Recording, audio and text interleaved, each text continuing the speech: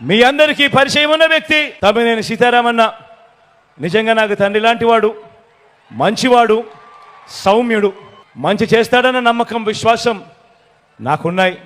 మీ చల్లని దీవెనలు, ఆశీస్సులు అన్నపై ఉంచవలసిందిగా సవినయంగా ప్రార్థిస్తా ఉన్నాను.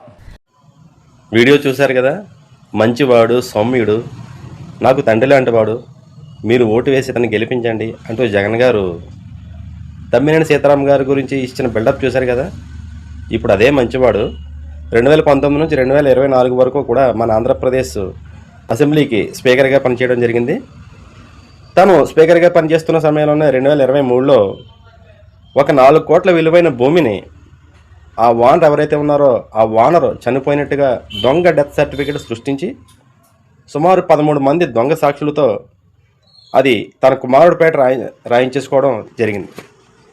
ఇది ఆ బాధితుడు కేసు పెట్టగానే ఇది మొత్తం పరిశోధన చేస్తే ఇదంతా ఫేక్ అని తేలింది.